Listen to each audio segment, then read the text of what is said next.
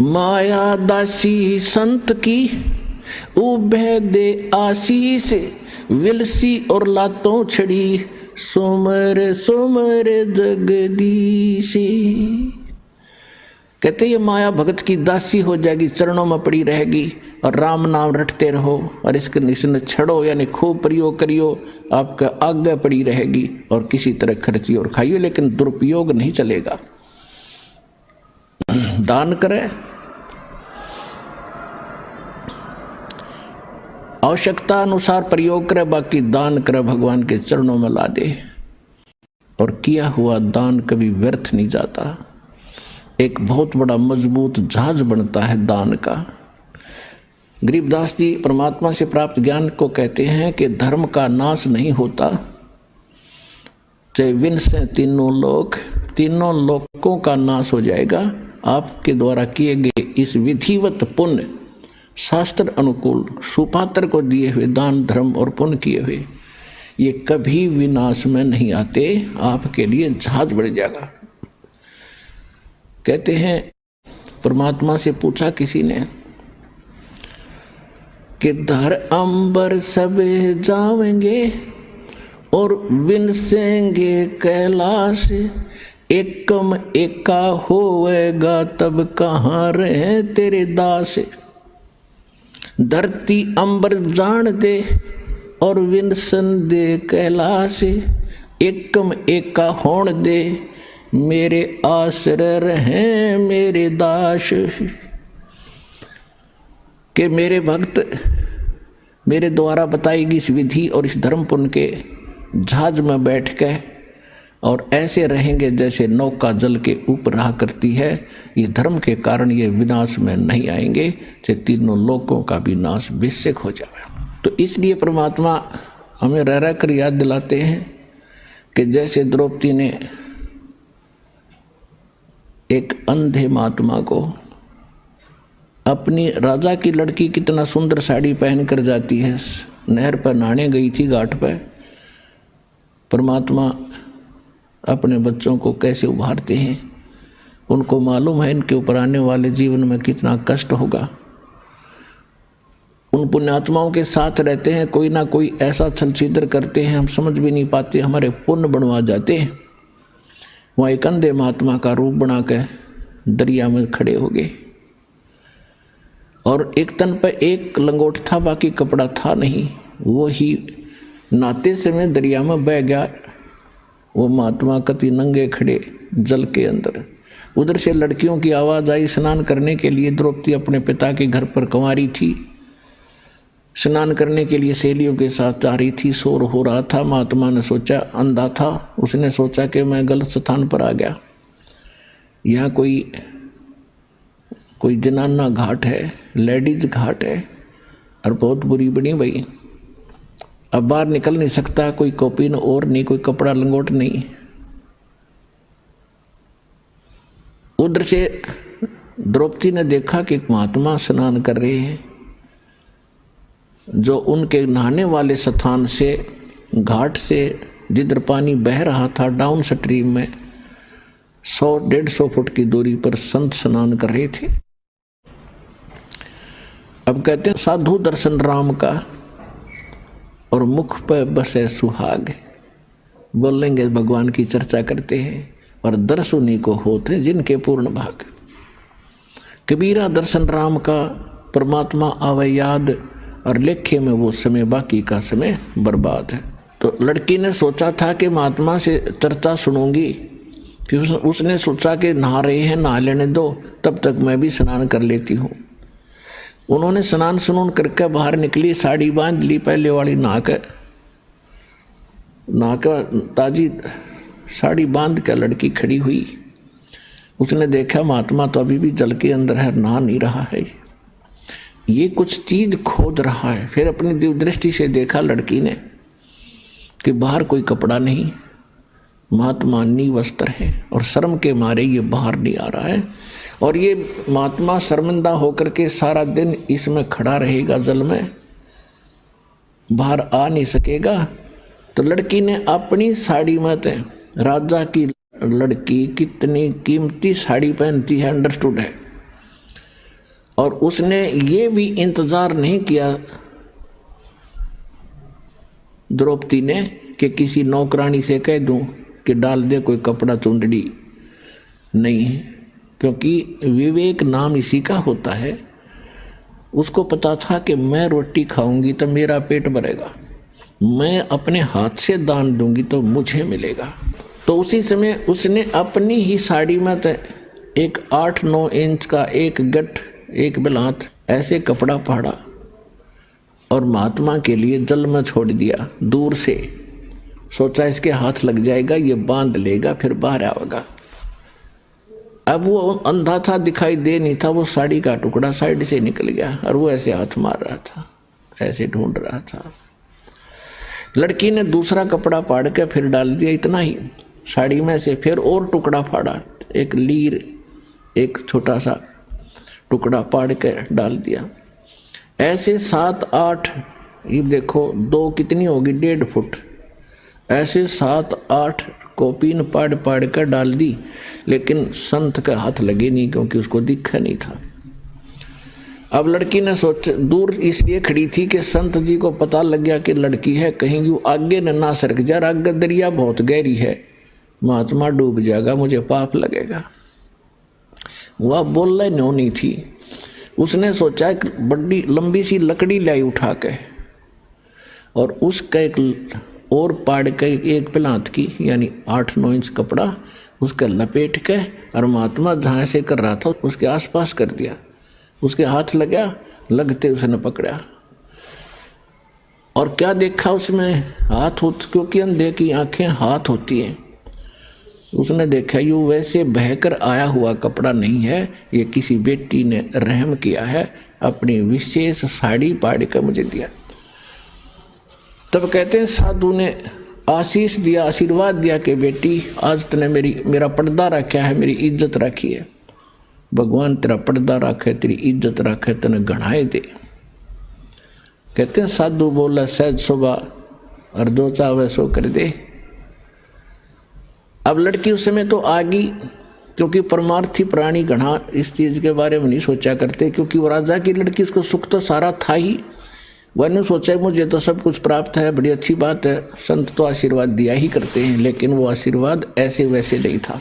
अब फिर वो लड़की का विवाह हुआ अर्जुन के साथ, कौरव में आपस में जुए में वो हार गए, द्रौपदी को भी जिता दिया।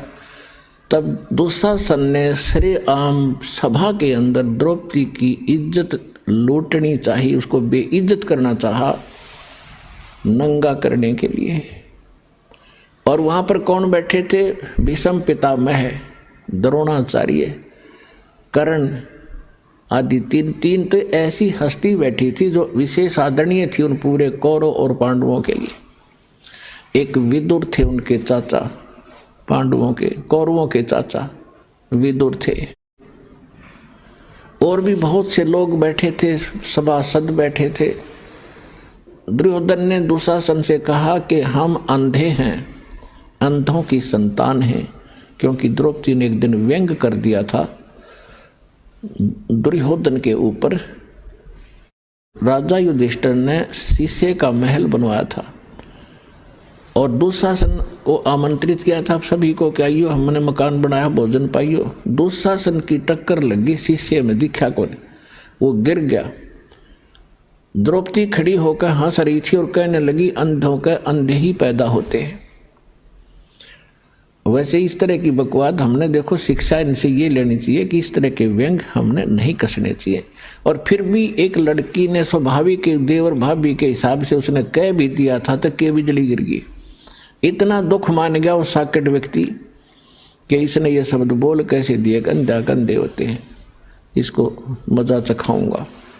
पुण्यात्मा परमात्मा बताते हैं कि सोना सजन और संत ये टूट जुड़े 100 बार, दुर्जन और पाका कलश एक धक दरार। जैसे मटका होता ना गड़ा पक्का, वो एक बार थोड़ी सी क्रैक हो गया तो दोबारा नहीं सेट हो सकता, उसको कितना कुछ कर ले उसमें नारी की नारी वो पहचान रहेगी। ऐसे दुष्ट व्यक्ति एक बार नाराज हो गए वो सेट नहीं होते।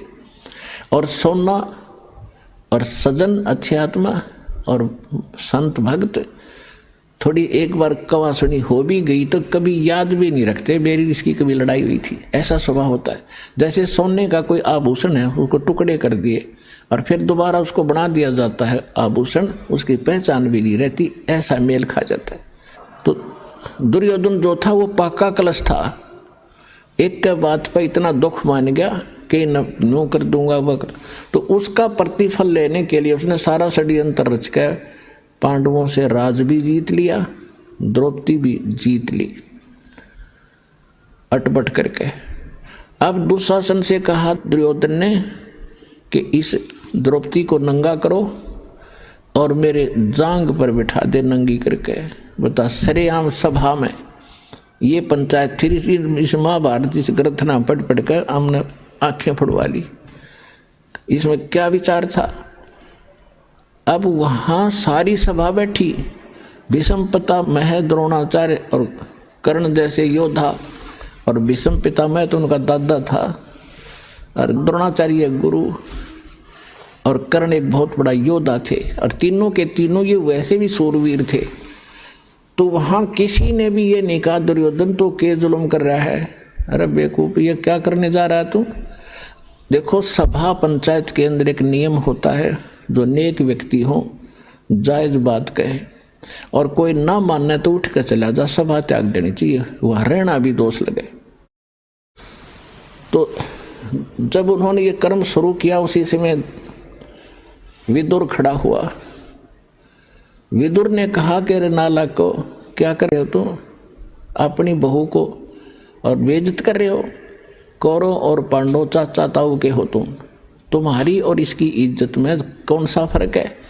बाहर के लोग ने कहेंगे अपनी इज्जत आप पर तार दी ने। कहते हैं विदुर कहे ये बंधु थारा, एक के कुल एक के पर वो परिवार। विदुर के मुख पर लगा थपेड़ा, तू तो है पांडवों का चेहरा। अब दुशासन ने अपने चाचा विदुर का थप्पड़ मारा कि तू तो इनका चमचा है, पांडवों की ओर बोलता हमेशा।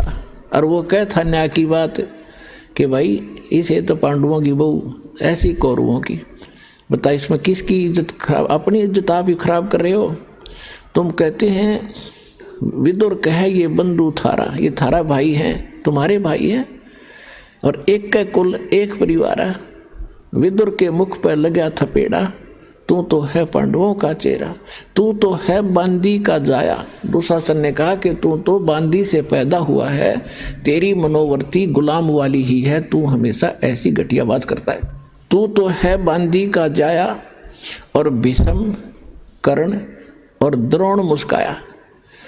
जब दुशासन ने अपने चाचा का थप्पड़ मारा और उसको यूँ कहा कि तू तो है बांदी का जन्मा हुआ गुलाम, तो उस बात पर वह तीनों, भीष्म पितामह दादा और द्रोणाचार्य गुरु और कर्ण व सूरवीर, तीनों ने हंसन लगे, मुस्कराए। एक बहुत अच्छी बात कही। अरे बेशर्मो, खड़ा होकर ये कहना चाहिए था, अरे बेवकूफ तूने कैसे अपने चाचा बात उठा दिया, नकमी आत्माओं। अगर उन तीनों में से एक भी खड़ा होकर ये कह देता खबरदार से लड़की का हाथ लगाया, कौरवों की हिम्मत नहीं थी। लेकिन वो बुद्धि भ्रष्ट थे। जब लड़की को नंगा किया जा रहा सरेआम, और वहाँ बैठे किस लिए, फिर वो उनमें कितनी गंदी सोच होगी ये सहज हिसाब लगाया जा सकता है।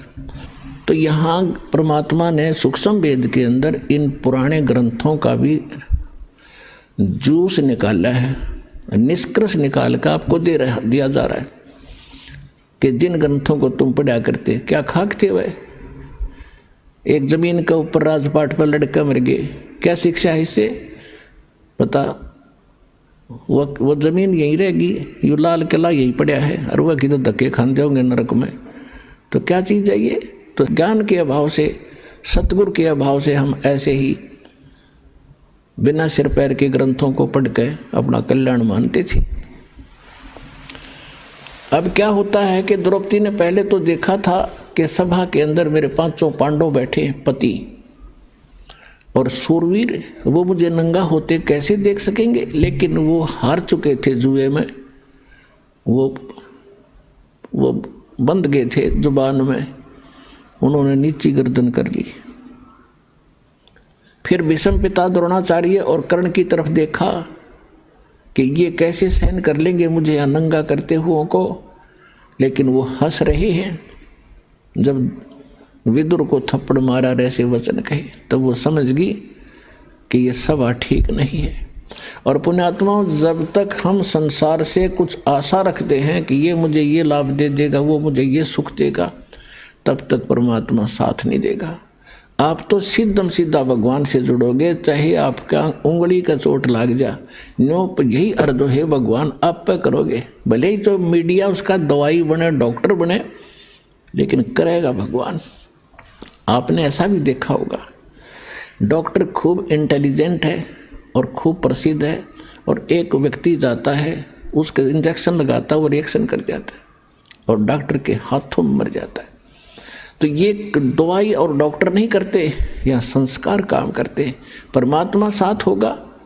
जैसे आप देखते हैं कई भक्त, मेरे तो लाखों से ऐसे पाला पड़ा है, कहते हैं जी मैं सब दवाइयाँ खा ली, कोई नहीं लगती, खाते हैं तो रिएक्शन करते हैं, खुजली हो जाती है, नाम शुरू करते हैं, आशीर्वाद प्राप्त करते हैं, वही गोलियाँ फिर काम करना शुरू कर जाती हैं।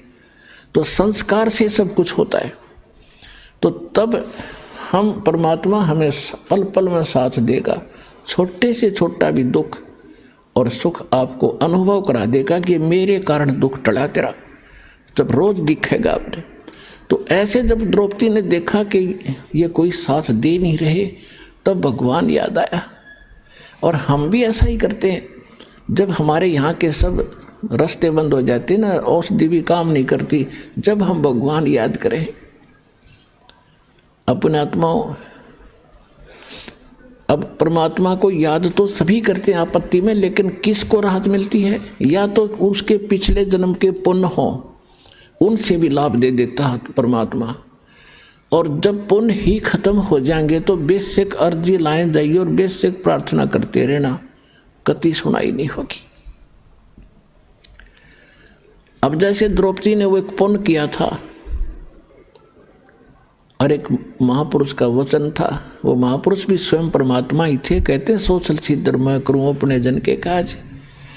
तो द्रौपदी कभी किसी जन्म में भगवान की शरण में रही हुई है वो आत्मा, और उनके पीछे परमात्मा कहते हैं जो बच्चा गौ की नज़र में, न्यो साईं को संत, और भक्तों के पीछे फिरे वो भगत वत्सल भगवंत। अब द्रौपदी ने जब याद किया, हे भगवान आज इज्जत इस दासी की आपके हाथ में है, आत्मा का साथी है भगवान कबीर साहब, और मन का साथी है काल। जब हम मन से कुछ पुकार करते हैं तब तक सुनाई नहीं होती, जब इसकी आत्मा रोती है वो भगवान का अंश है।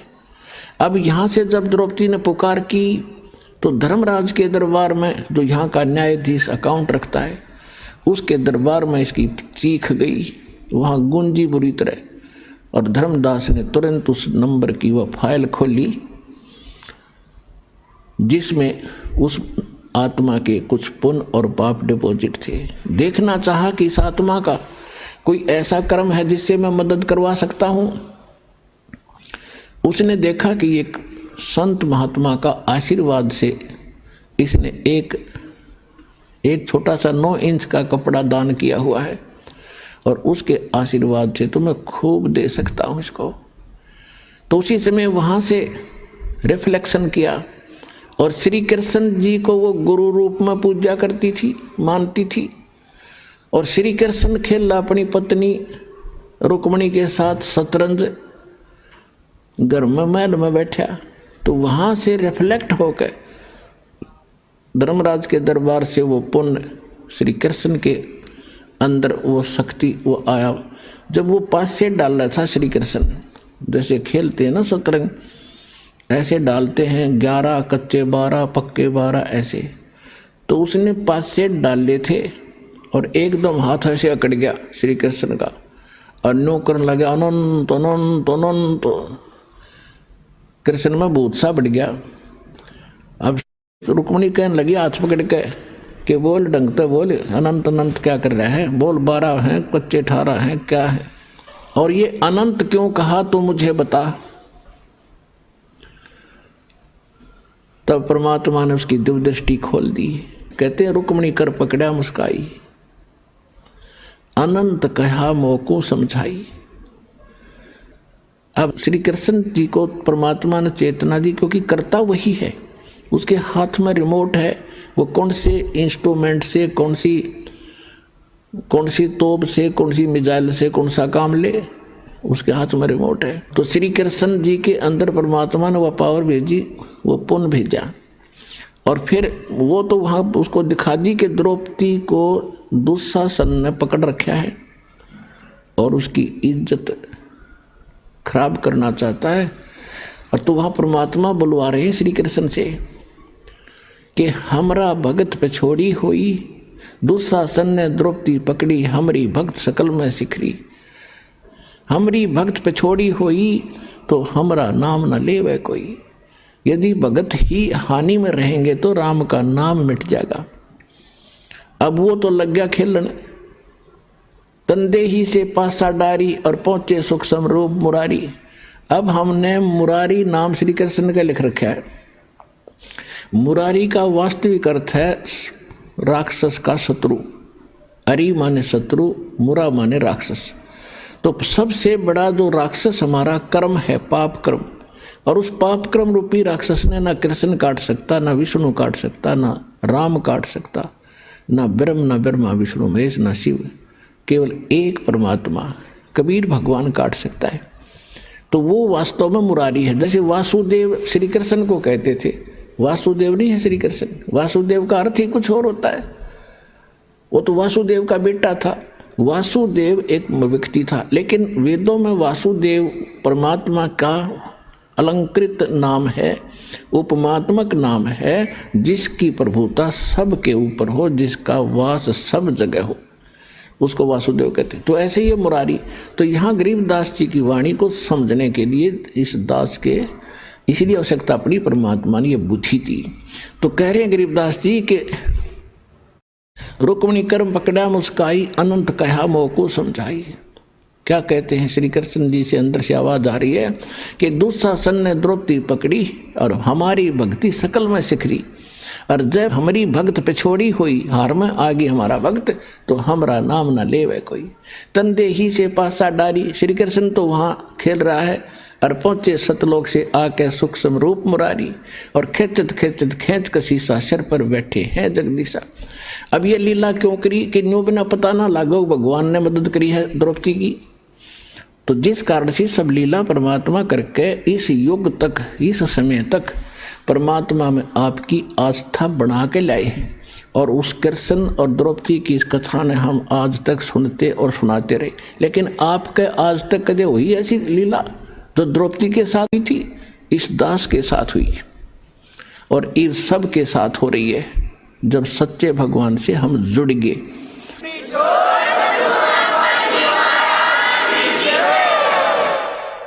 अब इसी प्रसंग को पूरा करते हैं। कहते खेचत खेच कसीसा और सिर पर बैठे हैं जगदीशा। द्रौपद सुता को दिन ने लीर जाके अंत बढ़ाए चीर। द्रौपद सुता के चीर बढ़ाए, शंखों पार ढी पाए। अब उसने खूब खींच कर छक लिया दुशासन इतना तगड़ा आदमी था। कहते 1000 हाथियों जितनी ताकत थी उसमें। जैसे आजकल तो मशीन ये मोटर होती है, उनको हॉर्स पावर से उनको मापते हैं, उनकी ताकत को आंकते हैं। उस समय एलिफेंट पावर से तोला जाता था। 1000 एलिफेंट पावर जितनी ताकत पावर थी उसमें दुशासन में। और द्रौपदी कहते कोमल अबला, और जो भगवान के आश्रय हो गए, कहते न्यू रखूँगा अपने भक्तों को। अब कहते हैं एक कम एक का होण देर विष्ण दे कैलाश, मेरे आश्रय न्यू रहेंगे मेरे दास। अब दुशासन के सामने द्रौपदी की औकात थी। एक झटके पता नहीं कहाँ पड़े जाके, और उसका पसीने आगे थक गया, वो हार के, उसका चीर खत्म नहीं हुआ। अपने आत्माओं वो बात समाप्त हुई। कुछ दिनों के बाद श्री कृष्ण जब वहाँ आए पांडवों के पास, द्रौपदी ने पूछा कि हे परमात्मा, हे गुरुदेव, मुझ दासी पर आपने कौन से पुण्य की या कृपा करी जो मेरा चीर बढ़ा दिया। अब श्री कृष्ण जी को दिव्य दृष्टि दी भगवान ने। उसने देखा कि द्रौपदी, एक समय तू स्नान करने गई थी जब तू अपनी माँ के घर थी, विवाह से पहले कुंवारी थी। उस समय तूने एक अंधे महात्मा को एक साड़ी का टुकड़ा पाड़ कर दिया था, एक बिलांत का, और जिसके कारण परमात्मा ने तेरा यो चीर बढ़ाया बहन। अब द्रौपदी का फिर वो रिमाइंड हुआ पिछली बात को, अच्छा हे भगवान, अब थोड़ी थोड़ी याद आती है मुझे कि सचमुच। अब क्या कहती है द्रौपदी कि एक लीर के कारण, यानी 3 फुट बाई 9 इंच के कपड़े के कारण, और मेरे बढ़ गए चीर अपार, और जब मैं पहले समझ लेती उस संत को तो सर्वस देती वार। ओए होए होए।